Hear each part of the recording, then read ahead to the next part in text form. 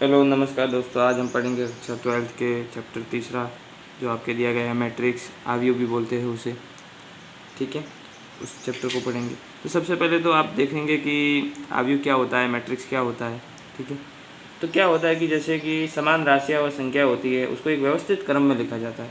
व्यवस्थित क्रम मतलब जिसमें इन्हें पंक्तियों व स्तंभ में लिखा जाता है, और वो भी आयताकार विन्यास या वर्गाकार विन्यास के रूप में लिखा जाता है। ठीक है, और ये संख्या है, समिश्र संख्या भी हो सकती है, सामान्य संख्या भी हो सकती है, कोई भी संख्या हो सकती है। ठीक है, इन्हें उस रूप में लिखा जाता है, तो उससे आव्यूह बोलते हैं या मैट्रिक्स बोलते हैं। जैसे आपको मैं बता दूं, जैसे कि कुछ संख्या है, उनको जैसे ये कोष्टक, ये बड़ा कोष्टक मैंने बना दिया, छोटा कोष्टक है 1 2 3 4 5 6, इसे आव्यूह बोलते हैं। या फिर ऐसे इस कोष्टक में लिख सकते हो, यहाँ पे जैसे ABCDEF संख्या हो सकती है, ये भी हो सकते हैं, संकेत भी हो सकते हैं। या इस तरह से लिख सकते हो 1 2 3 7 8 9। ठीक है, तो इन तीनों तरह से लिखा गया ये आव्यूह कहलाता है। इन्हें व्यवस्थित क्रम में लिखा जाता है। ठीक है, व्यवस्थित क्रम में लिखा जाता है, तो इन तीनों को आव्यूह बोलते हैं। लेकिन हम ज़्यादातर इस तरह से लिखेंगे। ठीक है, तीनों को आव्यूह बोला जाता है। इस तरह से लिख सकते हो, इस तरह से लिख सकते हो, इस तरह से लिख सकते हो। इसको मैट्रिक्स या आव्यूह इंग्लिश में बोल सकते हो। इंग्लिश में बोला जाता है मैट्रिक्स और हिंदी में आव्यूह। ठीक है, अब इन्हें दर्शाने के लिए देखो, इन मैट्रिक्स को दर्शाने के लिए सबसे पहले देखो, दर्शाने के लिए क्या किया जाता है कि आव्यूह को अंग्रेजी वर्णमाला के बड़े अक्षरों ABC द्वारा प्रदर्शित किया जाता है। जैसे देखो, ये कोई मैट्रिक्स है तो बोल दिया कि ये A मैट्रिक्स है, इसे बोल दिया ये B मैट्रिक्स है, और इसे बोल दिया ये C मैट्रिक्स है। तो अंग्रेजी वर्णमाला के बड़े अक्षरों द्वारा इसे दर्शाया जाता है ABC। कौन सी मैट्रिक्स? तो A matrix, B matrix, C matrix, इन्हें द्वारा दर्शाया जाता है। अब देखो आव्यूह का क्रम क्या होता है वो मैं आपको बता दूँ। तो देखो यहाँ पे सबसे पहले मैं एक मैट्रिक्स बता देता हूँ, आव्यूह बता देता हूँ, जिससे आपको क्रम पता चल जाएगा। तो देखो इस रूप में या संख्याओं के रूप में, तो देखो सबसे पहले देखो जो कोई A मैट्रिक्स है, मैंने इस रूप में लिख लिया। अब उसका क्रम क्या होता है, देखो सबसे पहले एक और चीज़ बता दो। देखो इन्हें पंक्तियों व स्तंभों के क्रम में लिखा जाता है। तो यहाँ पे देखो जो 37 लाइनें होती है उन्हें पंक्तियाँ बोलते हैं। देखो एक पंक्ति है, दो पंक्ति है, तीन पंक्ति है, इसी तरह। अब देखो एक मैट्रिक्स को हम दर्शाते हैं कि किस तरह से ये होता है, इसका किस तरह से क्रम होता है। तो देखो सबसे पहले तो देखो मैं एक बता रहा था कि 37 पंक्तियाँ है, ये तो कहलाती है पंक्तियाँ। 37 लाइन है, देखो एक पंक्ति, दो पंक्ति, तीन पंक्ति। उसी तरह देखो स्तंभ, तो इसका एक स्तंभ है, दो स्तंभ है। इसी तरह देखो इसमें भी एक पंक्ति, दो पंक्ति, तीन पंक्ति, एक पंक्ति, दो पंक्ति, तीन पंक्ति, एक स्तंभ, दो स्तंभ, एक स्तंभ, दो स्तंभ। ऊर्ध्वाधर लाइनें होती है स्तंभ कहलाती है। देखो तो इनका क्रम, तो क्रम लिखा जाता है हमेशा पंक्ति की संख्या, पंक्ति तो पहले लिखी जाती है और स्तंभ बाद में। तो देखो पंक्ति कितनी है, एक दो तीन, तो तीन तो पंक्ति है और इसके स्तंभ है दो, तो 3 × 2, ये इसका होता है क्रम। आव्यूह का क्रम बोला जाता है, जिसे बोला जाता है ऑर्डर। एक मैट्रिक्स का ऑर्डर क्या है, ठीक है, ऑर्डर। इसी तरह इसका भी देखो 3 पंक्ति, 3 × 2, 3 × 2।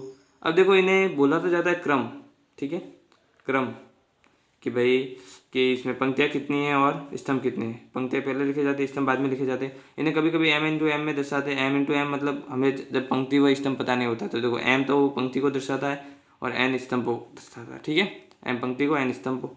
अब देखो इसमें आव्यूह में अवयवों की संख्या कितनी होती है या संख्या कितनी होती है। देखो 3 × 2 कितना होता है, 6, तो 6 इसमें देखो संख्या है। 3 × 2 6, तो 6 इसमें संख्या है। इसमें भी 3 × 2 6, तो 6 इसमें संख्या है। इस तरह ये इसका क्रम होता है। ठीक है, अब देखो नेक्स्ट मैं आव्यूह बता रहा हूँ या मैट्रिक्स बता रहा हूँ, उसमें देख लो कि देखो सबसे पहला पद होता है A1 1 1, जिसमें देखो क्या होता है कि पहले पंक्ति और पहले स्तंभ का पद, फिर बाद में A1 2। ठीक है, अब देखो ये धीरे धीरे चलता जाएगा, तो यहाँ पे देखो 1 तो समान ही रहेगा, यहाँ पे आ जाएगा A1 J। J का कोई मान नहीं है, इसलिए J किसको दर्शाता है, देखो ये किसको दर्शाता है, एक स्तंभ, दो स्तंभ, तीन स्तंभ, तो J स्तंभ की संख्या को दर्शाता है। इसी तरह देखो अब यहाँ पे 2 1 दूसरी पंक्ति और पहले स्तंभ का पद, यहाँ पे 2 2 दूसरी पंक्ति व दूसरे स्तंभ का, यहाँ पे ऐसे ऐसे करेंगे तो A2 J। ठीक है, इसी तरह वापस यहाँ पे हम नीचे चलेंगे, तो देखो यहाँ 1 तो बदलेगा नहीं, लेकिन ये बदलेगा, तो AI1 ये देखो तो आई भी पंक्ति है और पहला स्तंभ है, आई भी पंक्ति पहला स्तंभ। इसी तरह इसमें करेंगे तो देखो यहाँ पे ये तो बदलेगा नहीं, तो 2 ऐसा कैसा रहेगा और I2। इसी तरह ये भी चलेगा और ये भी चलेगा। इस तरह ये देखो ये पंक्ति चल रही है I और स्तंभ चल रहा है J, ठीक है। इस तरह ये पद आ जाएगा, तो ये इसका क्रम हो जाएगा M × M, क्योंकि इसमें देखो हमें पता नहीं है कि ये क्या है। तो देखो ये तो हो गई, देखो इसमें ये तो होती है पंक्ति M और ये होता है स्तंभ, पंक्तियों की संख्या व स्तंभ की संख्या, ठीक है। अब देखो यहाँ पे देखो आपको दिख रहा है I और J, तो ये I और J क्या दर्शाते हैं तो वो मैं बता देता हूँ। देखो I हमेशा पंक्तियों की संख्या दर्शाता है, पंक्ति संख्या को कौन सी पंक्ति है, तो I हमेशा पंक्ति संख्या को और J हमेशा स्तंभ संख्या को दर्शाता है कि कौन सा स्तंभ है। तो देखो जैसे ये कोई पद है, तो ये देखो ये 2 2 है, तो ये दूसरी तो है पंक्ति और दूसरा है स्तंभ। यहाँ पे I भी पंक्ति है और दूसरा स्तंभ है, यहाँ पे दूसरी पंक्ति है और J स्तंभ है। इस तरह ये दर्शाता है। तो I तो हमेशा पंक्ति की संख्या को दर्शाता है और J स्तंभ की संख्या को। जो लास्ट पद के जो होते हैं ना, वही यहाँ पे होते हैं M × N। जैसे यहाँ पे 3 3 आ जाता है तो 3 × 3 आता है, 3 × 3 हो जाता है 9, तो 9 इसके पद है पूरे, और 3 × 3 इसका ऑर्डर कहलाएगा, क्रम कहलाएगा, ठीक है। तो I हमेशा पंक्ति की संख्या को दर्शाता है और J स्तंभ की संख्या को। हो गया, ठीक है। इस तरह ये आव्यूह को दर्शाने का तरीका है, ठीक है। I सदैव पंक्ति संख्या को और J जो द्वितीय अक्षर होता है वो स्तंभ संख्या को दर्शाता है।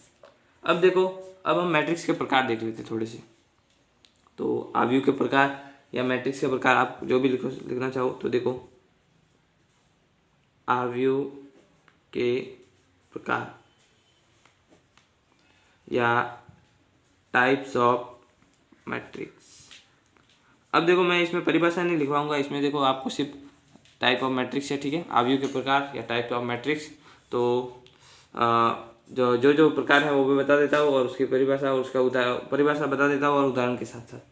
तो सबसे पहला आपके आव्यूह आता है जो है पंक्ति मैट्रिक्स,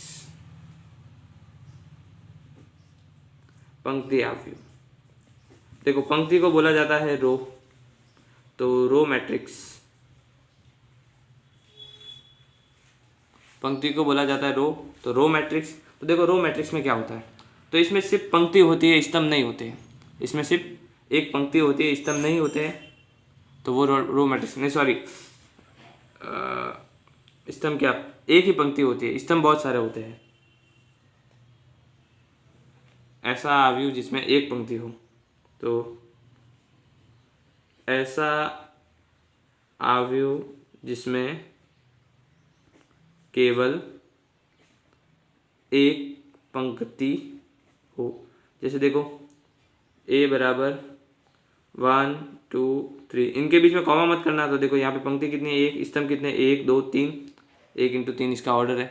इसे मैट्रिक्स में पूरा इसी तरह से लिखा जाता है, कोष्ठक बनाया जाता है, उनमें अवयवों को संख्या लिखी जाती है, उनके बीच में कॉमा नहीं लिखा जाता है, थोड़ी थोड़ी जगह रखी जाती है, और उनके नीचे सबसे नीचे यहाँ पे क्रम लिखा जाता है, ऑर्डर लिखा जाता है इनका, ठीक है। ये पूरी मैट्रिक्स लिखने का तरीका है, ऑर्डर भी लिखा जाता है। देखो 1 × 3, इसमें कितने पद है, 3 पद है। 1 मतलब इसमें पंक्ति कितनी है, एक ही है, ये देखो क्षैतिज लाइन, और ऊर्ध्वाधर लाइन कितनी, 1 2 3, तो इसमें 3 है स्तंभ, ठीक है। तो ऐसा आव्यूह जिसमें केवल एक पंक्ति हो वो पंक्ति आव्यूह कहलाता है। इसी तरह देखो यहाँ पे हो जाएगा, दूसरा हो जाएगा स्तंभ आव्यूह, स्तंभ आव्यूह जिसे बोलते हैं कॉलम मैट्रिक्स, तो कॉलम मैट्रिक्स।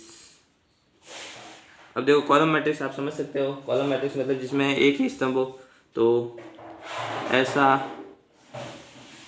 आव्यूह जिसमें केवल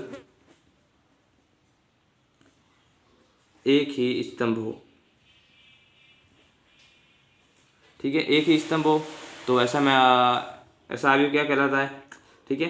तो यहाँ पे देखो मैं बता देता हूँ, बी बता देता हूँ, ठीक है। यहाँ पे तो मैं यहाँ पे देखो ये ऐसे बना दिया, तो यहाँ पे 2 4 और 6, स्तंभ कितने, 1, और पंक्ति कितनी है, 3, तो 1 2 3, तो 3 पंक्ति इंटू 1 स्तंभ, ये हो गया। देखो इसमें पद है 3, देखो स्तंभ की संख्या ये दर्शाता है हमेशा, ये स्तंभ है, यहाँ पे देखो ये पंक्ति है, रो कॉलम भी बोल सकते हो आप, ये रो और ये कॉलम। देखो ये यहाँ पे मैंने M × M लिखा है, तो इसे रो और कॉलम बोलते हैं, इसे इंग्लिश में बोलते हैं रो, पंक्ति को रो बोलते हैं और इसको कॉलम बोलते हैं, ठीक है। इस तरह ऐसा आव्यूह जिसमें केवल एक ही स्तंभ हो, वो स्तंभ अवयव कहलाता है या कॉलम मैट्रिक्स कहलाता है। तो कॉलम मैट्रिक्स में बी बता दिया 2 4 6।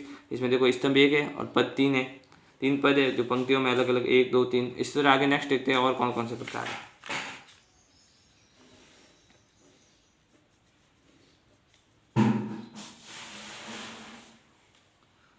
और आपका तीसरा टाइप है शून्य अवयव, जिसे बोलते हैं जीरो मैट्रिक्स।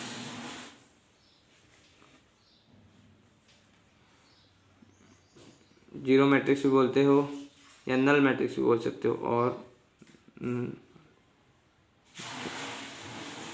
ठीक है, दोनों बोल सकते हो। तो ऐसा अवयव जिसमें प्रत्येक अवयव शून्य हो वो शून्य मैट्रिक्स कहलाती है। तो लिखेंगे ऐसा अवयव जिसमें प्रत्येक पद या सभी पद प्रत्येक पद शून्य हो तो वो शून्य मैट्रिक्स कहलाती है। प्रत्येक पद मतलब एक भी पद ऐसा हल नहीं होता, तो इसे ज़्यादातर ओ से दर्शाते हैं हम। ठीक है, इसे बड़े ओ से दर्शाते तो ओ बराबर 0 0 0 0, ये 2/2 का है। और ओ बराबर और भी दर्शा सकते हो आप, तो मैं 3 वाला भी दर्शा सकता हूँ। तो 0 0 0 1 0 0 0 0 0 3 × 3 वाला। ठीक है, इसके प्रकार है। इसके सभी पद 0 0 हो वो क्या कहलाता है? तो वो क्या कहलाता है? शून्य मैट्रिक्स कहलाता है। ठीक है, या शून्य अवयव कैसे होते हैं? Zero matrix. ठीक है, इसके बाद में आप चौथा देखोगे।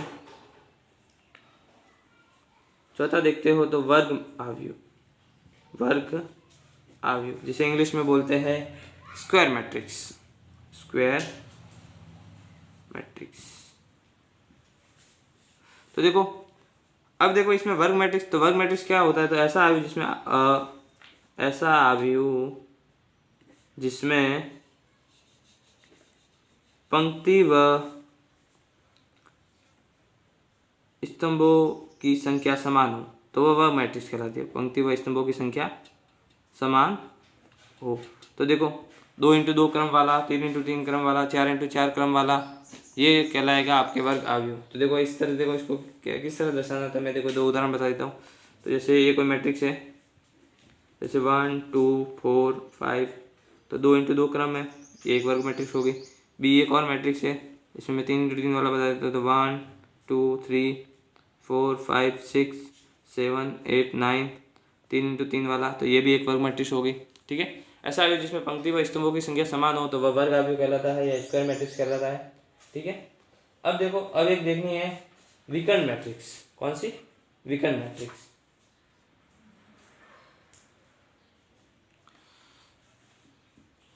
पांचवी आपके टाइप है विकर्ण अवयव, जिसे इंग्लिश में बोलते हैं डायगोनल मैट्रिक्स।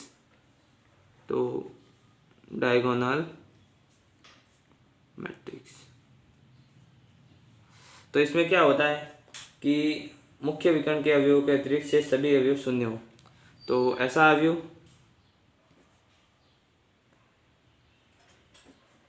जिसमें मुख्य विकर्ण के अलावा या मुख्य विकर्ण के अतिरिक्त शेष सभी अवयव शून्य हो। अब देखो मुख्य विकर्ण कौन सा होता है? तो देखो मैट्रिक्स में ध्यान रखना कि ये जो विकर्ण है, ये वाला फर्स्ट वाला, ये वाला, इसमें भी ये वाला, तो ये मुख्य विकर्ण कहलाता है। ये वाला, ठीक है, ये सभी मुख्य विकर्ण कहलाते हैं। सबसे पहला विकर्ण देखो, तो विकर्ण 2 बनते हैं। हम वर्ग मैट्रिक्स देखते हैं तो वर्ग मैट्रिक्स में विकर्ण तो 2 बनते हैं, लेकिन दोनों विकर्णों में सबसे मुख्य विकर्ण कौन सा होगा? तो मुख्य विकर्ण कौन सा होता है? ये वाला। ठीक है, पहला वाला मुख्य विकर्ण होता है। तो उसके अलावा सभी अवयव अगर शून्य हो तो वह कौन सा मैट्रिक्स कहलाता है? ऐसा विकर्ण जिसमें मुख्य विकर्ण के अतिरिक्त से सभी अवयव शून्य हो। ठीक है, तो विकर्ण अवयव कहलाता है। तो सबसे पहला देखो उदाहरण एक और मैं बता देता हूँ। सबसे पहला उदाहरण कि अगर एक अवयव हो और इनका क्रम 1 × 1 हो तो ये भी एक विकर्ण अवयव कहलाता है। ठीक है, क्योंकि इसमें एक अवयव की ज़्यादा एक्स्ट्रा होता नहीं है, इसलिए ये एक विकर्ण अवयव में गिना जाता है। उसके अलावा देखो मुख्य विकर्ण के तो देखो 2 × 2 क्रम का मैं बना देता हूँ। तो देखो यहाँ पे मैंने 2 लिख लिया, यहाँ पे 4 लिख लिया, बाकी 0 0 लिख लिए। तो ये क्या बन गया, विकर्ण अवयव। उसके अलावा देखो एक और बता देता हूँ मैं 3 वाला। तो देखो यहाँ मैंने लिख लिया 1, यहाँ 2 लिख लिया, ये 3 लिख लिया, बाकी ये 0 ये 0 ये 0 ये 0 ये 0 और ये 0। ठीक है, ये 3 × 3 क्रम का। लेकिन इसके देखो सिर्फ मुख्य विकर्ण, जो मुख्य विकर्ण है ये वाला, उसमें सभी पद है और उसके अलावा जो बाकी पद है उसको मैंने 0 0 बता दिया। ठीक है, तो ये भी एक विकर्ण अवयव बन गया। इसके अलावा देखो अब आगे नेक्स्ट देखते हैं छठा वाला। तो छठा वाला है आपके अदिश अवयव। अदिश अवयव जिसे इंग्लिश में बोला जाता है स्केलर मैट्रिक्स। स्केलर मैट्रिक्स, अब देखो इसे कैसे दर्शाना है। स्केलर मैट्रिक्स होती है तो इसमें क्या होता है कि ऐसा अवयव जिसमें मुख्य विकर्ण के सभी अवयव समान हो। तो ऐसा अवयव जिसमें मुख्य विकर्ण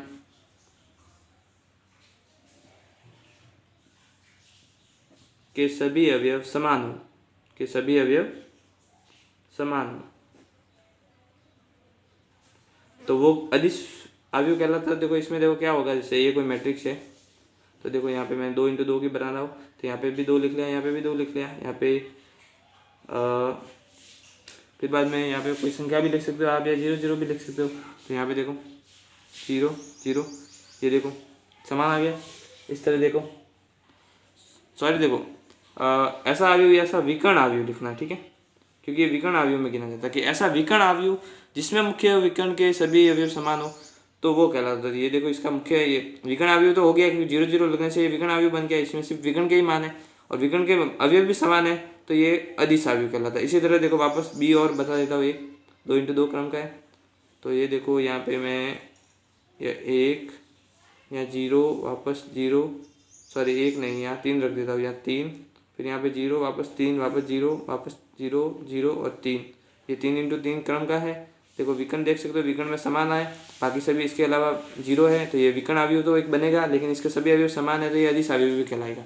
ठीक है, तो ऐसा विकर्ण अवयव जिसमें मुख्य विकर्ण के सभी अवयव समान हो तो वह अदिश अवयव कहलाता है। इसके आगे नेक्स्ट 7वां देखते हैं। 7वां कौन सा विकर्ण है, देखो अदिश अवयव के बाद में आपके एक और अवयव आता है, अवयव का प्रकार आता है। ठीक है, उसके बाद आपके आता है इकाई अवयव। कौन सा, इकाई अवयव। तो देख सकते हो आप, देखो 7वां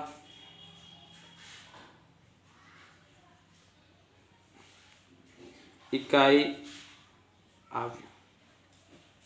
ठीक है, इकाई अवयव को हम हिंदी में बोलते हैं यूनिट या आइडेंटिटी मैट्रिक्स। तो इसे यूनिट और आइडेंटिटी मैट्रिक्स दोनों बोल सकते हो। ठीक है, या तो यूनिट बोलो या आइडेंटिटी मैट्रिक्स, दोनों इंग्लिश में बोला जाता है। ठीक है, तो इकाई अवयव में क्या होता है कि इसमें मुख्य विकर्ण जो ऐसा अदिश अवयव, तो इसमें देखो अदिश अवयव में पढ़ा है, तो ऐसा अदिश अवयव, तो अदिश अवयव में क्या पढ़ा था कि वह समान होते हैं। तो ऐसा अदिश अवयव जिसमें मुख्य विकर्ण के अवयव, मुख्य विकर्ण के अवयव इकाई हो, इकाई का मतलब एक हो, मतलब उसका मान 1 हो, तो वो, तो देखो मुख्य विकर्ण के अवयव अदिश अवयव में समान होते हैं, लेकिन पर एक ही होना चाहिए, और इसे आई से दर्शाते हैं।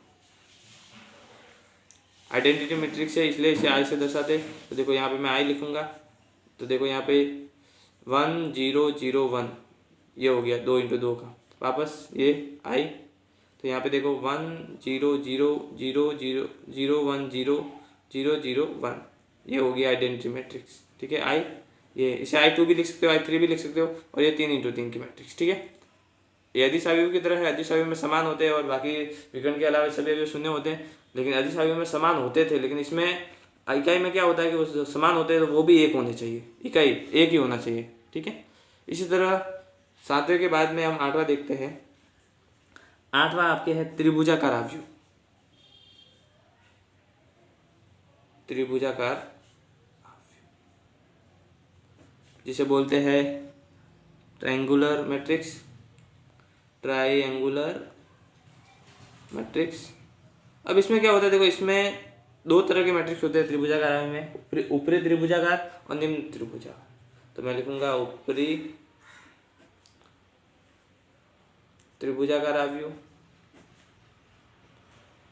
ठीक है। ऊपरी त्रिभुजाकार को बोलेंगे अपर ट्रायंगुलर मैट्रिक्स, ठीक है। तो अपर त्रिभुजाकार में क्या होता है कि मुख्य विकर्ण के नीचे के सभी अवयव शून्य हो, तो ऐसा वह वर्ग आव्यूह बताएं। तो वह वर्ग आव्यूह हमने पढ़ा हुआ है जिसमें 2 × 2 3 × 3 वो वाले पद हो, तो वह वर्ग आव्यूह जिसमें मुख्य विकर्ण के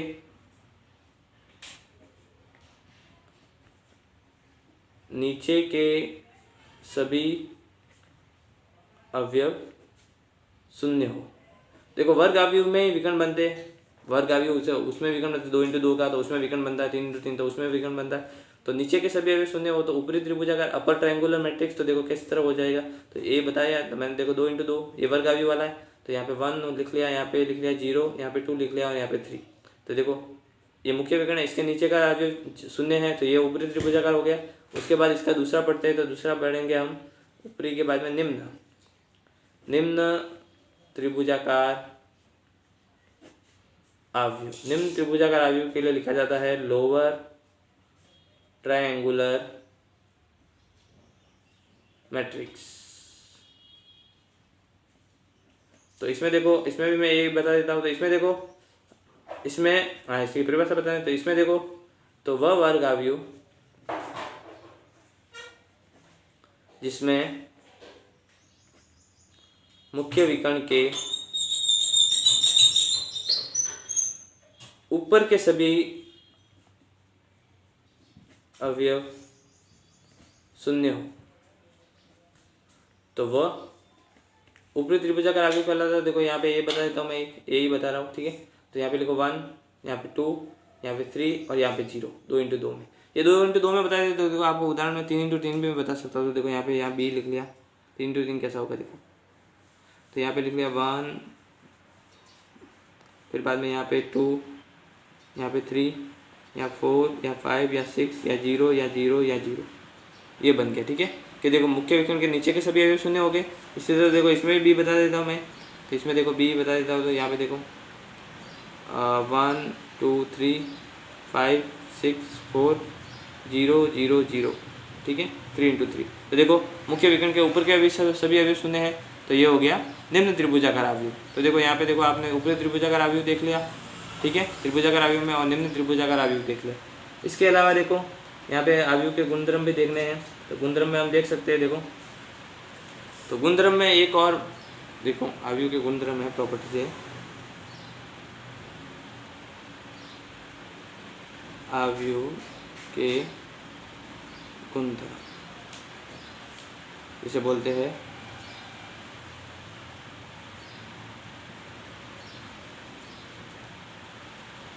प्रॉपर्टीज ऑफ मैट्रिक्स, ठीक है।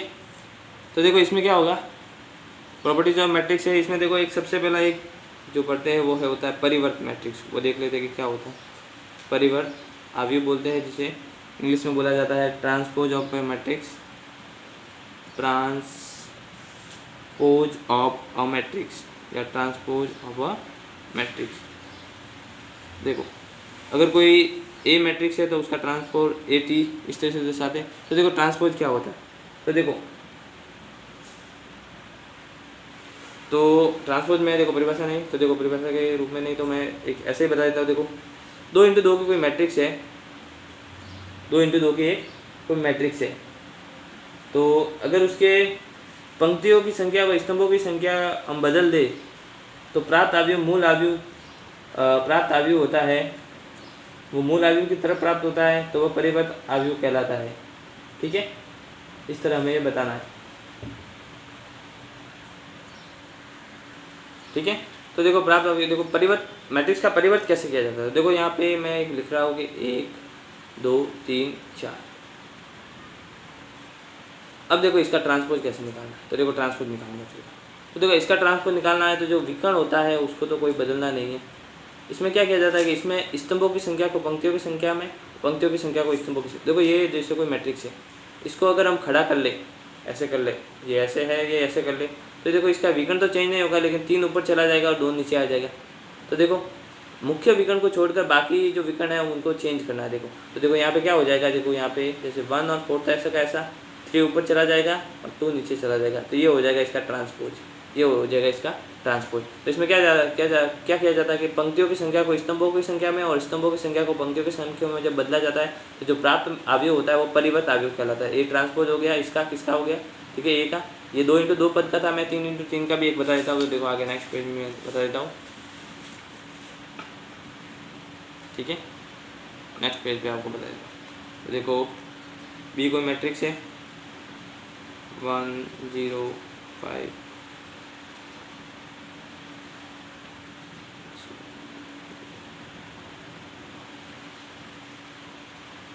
अब देखो इसका ट्रांसपोज निकालना बी टी। तो देखो क्या करना, मुख्य विकर्ण को तो ऐसा कैसा रख दो, तो मैं यहाँ 1 या 6 और ये 5, जो आपके मुख्य विकर्ण है उसको तो ऐसा कैसा रख दो। देखो अब देखो इस कॉर्नर वाले को इससे चेंज करोगे तो 2 को 0 से चेंज करोगे तो यहाँ पे 2, यहाँ पे 0, फिर बाद में 5 को इससे तो यहाँ पे -1 हो जाएगा और 5 इधर चला जाएगा, फिर बाद में 1 को इससे तो 2 इधर आ जाएगा और 1 इधर आ जाएगा। इस तरह ये इसका ट्रांसपोज आ गया। ये 3x3 वाला था, ये 3x3, इस तरह ये इसका ट्रांसपोज हो गया, ठीक है, हो गया। बी कोई अवयव था या बी को मैट्रिक्स थी, बी ट्रांसपोज निकाल दिया, ठीक है, परिवर्त मैट्रिक्स ये होगी। अब देखो परिवर्त मैट्रिक्स तो हमने समझ लिया, लेकिन अब देखो परिवर्त मैट्रिक्स में होता क्या था, एक 2 चीज़ देखेंगे हम कि सममित व विषम सममित। इसमें देखेंगे सममित तथा विषम सममित। तो दूसरा है सममित अवयव, इसी में एवं विषम सममित।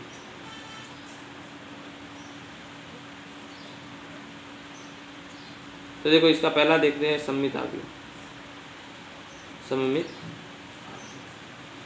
सममित अवयव को बोलते हैं सिमेट्रिक मैट्रिक्स। देखो सिमेट्रिक मैट्रिक्स कैसी होती है, तो देखो सिमेट्रिक मैट्रिक्स में देखो जब A बराबर A ट्रांसपोज हो तो वो सममित अवयव कहलाता है। जैसे देखो कैसे कि अगर कोई मैट्रिक्स A है और उसका ट्रांसपोज निकालो तो दोनों समान हो तो वह सिमेट्रिक मैट्रिक्स कहलाती है। तो देखो इसमें क्या होता है, समान कैसे होगी, तो देखो मुख्य विकर्ण के अलावा जो अवयव होते हैं वो समान अगर होते हैं तो वो सममित मैट्रिक्स होती है। देखो जैसे A कोई मैट्रिक्स है, उसको मैंने देखो बता दिया कि 2 ये 3 है, यहाँ पे 5 है और यहाँ पे 5 है, ठीक है, 2x2। इसका देखो ट्रांसफर करेंगे तो देखो मुख्य विकर्ण को तो हम चेंज नहीं करेंगे, ऐसा कैसा रखेंगे, लेकिन यहाँ पे देखो दोनों समान है, इनको बदलेंगे तो ये वापस ऐसा कैसा आएगा। तो ये देखो इस तरह देखो ये A और A ट्रांसपोज बराबर आ रहा है कि नहीं आ रहा है। तो इस तरह ये हो जाएगी सममित अवयव, सिमेट्रिक मैट्रिक्स, ठीक है। सिमेट्रिक मैट्रिक्स कैसे हो जाएगी, जब कोई मैट्रिक्स और उसका ट्रांसपोज, कोई मैट्रिक्स की परिवर्त अवयव दोनों बराबर हो तो वह सममित मैट्रिक्स कहलाती है। इसी तरह दूसरा है, तो दूसरे में विषम सममित। तो विषम सममित में यही इसका उल्टा हो जाएगा, विषम सममित अवयव, जिसे बोलते हैं skew symmetric matrix. Skew symmetric matrix जिसमें क्या होता है कि A उसके ट्रांसपोज के बराबर नहीं होगा, ठीक है। जैसे A कोई है तो यहाँ पे मैंने लिखा 2, यहाँ पे 6, यहाँ पे 5, यहाँ -5, वापस इसको चेंज किया, A ट्रांसपोज में बदला तो यहाँ पे 2 और 6 तो वैसे के वैसे हो जाएंगे, ठीक है। यहाँ पे आ जाएगा -5 और यहाँ पे 5, ये दोनों समान है नहीं है तो ये कैंसिल हो जाएगा, तो ये विषम सममित कहलाती है। तो देखो ट्रांसपोज निकालना आपने देख लिया, ट्रांसपोज कैसे निकाला जाता है। फिर ट्रांसपोज के बाद में इसके गुणधर्म में सममित अवयव देख लिया और विषम सममित देख लिया। अगर A उसके ट्रांसपोज के बराबर है तो सममित, और ट्रांसपोज के बराबर नहीं है तो विषम सममित। इस तरह ये देखो इसके गुणधर्म हो गया।